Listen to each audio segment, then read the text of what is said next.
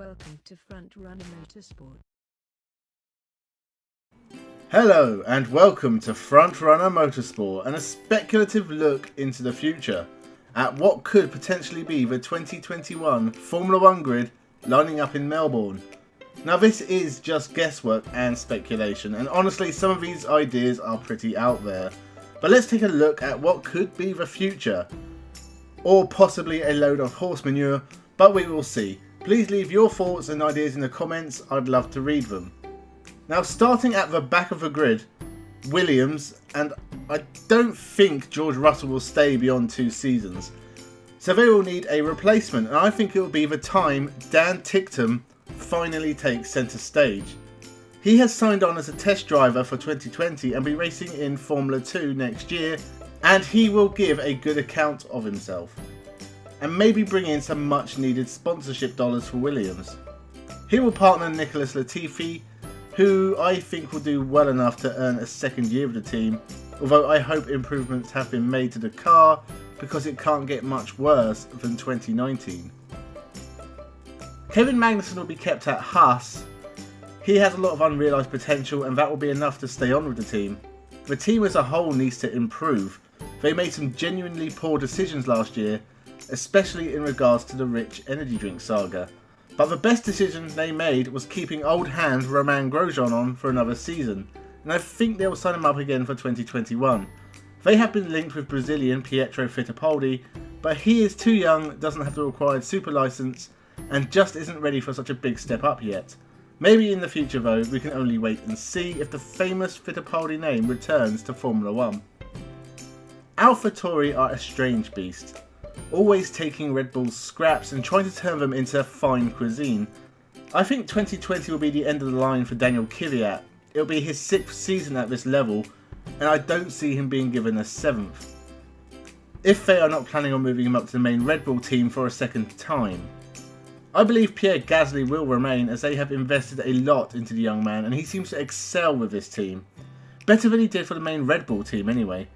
If a second opportunity arises, I think he will be given it. Now this one is out there, but I think Alexander Albon will be back with this team. I don't see him challenging for wins, maybe on the edge of the podium. He'd already have one if not for Lewis Hamilton, but he will be far behind Max Verstappen in 2020 and get relegated back to AlphaTauri, who will be in the other Red Bull seat. Stay tuned to find out. I expect a full lineup change for Alfa Romeo in 2021. Kimi Räikkönen will finally and happily stroll off into the sunset to concentrate on his vodka drinking, and Antonio Giovinazzi will be gone because he is not very good. I halfway expect Robert Kubica to replace Giovinazzi in 2020 if performances don't improve, but I think the sponsors Kubica brings in, along with his experience, is a good reason to stick him in the seat for 2021. I think he'll be joined by 2020 Formula 2 champion Mick Schumacher. Ferrari backing the new Schumi along with Alfa's Ferrari engine deal means they will want the PR boost of having the young man in the driving seat of a Ferrari at some point in the future. This is probably very unlikely, but we'll have to wait and see. Aston Martin are probably the easiest to guess because they will probably be exactly the same despite a name change. Sergio Perez has signed for the team until 2023, so has a few more years under his belt and will be one of the most experienced drivers on the grid. He'll be joined by Lance Stroll, who will have a job in F1 for as long as his dad is paying the bills. So nothing new, hopefully an improvement of a performance in the renamed Aston Martin team. McLaren make it 3 in a row for not changing their driver lineup. Why would they? Carlos Sainz exceeded all expectations on his way to 6th in the overall standings in 2019, beating the second Red Bull car because Gasly and Albon both finished behind him. He took his first podium as well and was consistently the best of the rest throughout the season. Lando Norris also had some good performances in his first season. He was unlucky at times, but has so much more improving to do, and considering how impressive he has been, he could be a future star, especially as McLaren will have Mercedes power in 2021. Red Bull will do everything they can to keep Max Verstappen in their cars for as long as possible, and he is already under contract for 2021. If he keeps on improving at the rate he is, then he will be world champion at some point, possibly in 2021 with the regulation changes. As for his teammate, Well, as I said earlier, I think Albon will be relegated to AlphaTauri to make way for someone else. I shockingly and madly believe we could see Fernando Alonso in a Red Bull seat for 2021. Now hear me out. Albon won't improve much in 2020 and harshly will be relegated. Alonso has already said he wants a top team to welcome him back to Formula 1, so who better than Red Bull? Now I don't think it'll be a good idea.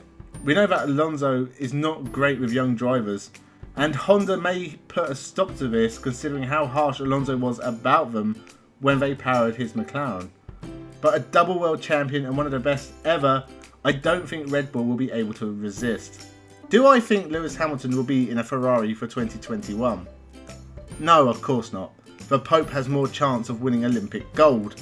Charles Leclerc will still be there though, already signed a contract, and Ferrari's golden boy, hopefully, they will have a car to do him justice by then, if they don't implode first. So who will be his teammate? Honestly, probably Sebastian Vettel. I don't see anyone else who could possibly have a Formula 1 drive for Ferrari in 2021. Now I have said that Vettel will retire before 2021, but Ferrari don't really have a replacement lined up, and this will convince the four-time world champion to stay on just one more year.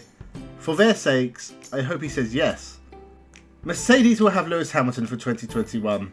It doesn't make sense for them to split ways, but Hamilton teasing a Ferrari move will probably make him the richest Formula 1 driver in history, and Mercedes will happily pay.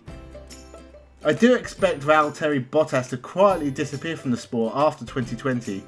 He won't win the championship, will very quietly not have his contract renewed another year, and will be replaced by Mercedes employee and current Williams driver George Russell. Russell is contracted for another year at Williams in 2021, but Mercedes will want their boy in the hot seat, and instead of wasting away at the back of the Formula 1 grid. Let's hope he can challenge Hamilton instead of following him around like a lost puppy. Campos. Now this is just a slim possibility. Nothing has been announced in terms of new teams being introduced to Formula 1, but Adrian Campos has announced his intentions and is backed by the Spanish government, so just in case it does happen, I think they'll have Pascal Wehrlein as their lead driver. He is linked with the same driver agency backing the Campos effort. As is Alex Palau. The young Spaniard who did very well in Super Formula in 2019 is a good fit for a new Spanish team. But we will have to see. Formula 1 could do with some new blood, so long as it isn't anything like HRT. So just a quick rundown for each team. Palau and Wehrlein at Campos. Latifi and Ticktum at Williams. Magnussen and Grosjean at Haas. Albon and Gasly at AlphaTauri. Kubica and Schumacher at Alfa Romeo. Stroll and Perez at Aston Martin. Ocon and Ricciardo at Renault. Sainz and Norris at McLaren. Verstappen and Alonso at Red Bull. Leclerc and Vettel at Ferrari. And Hamilton and Russell at Mercedes. Do you agree? Do you disagree? Tell me your thoughts in the comments below. Whilst you are down there, please subscribe. I want to hit 30 subscribers by the time Formula 1 starts, and time is running short with that. So, with that said, watch more of my videos and have a good one.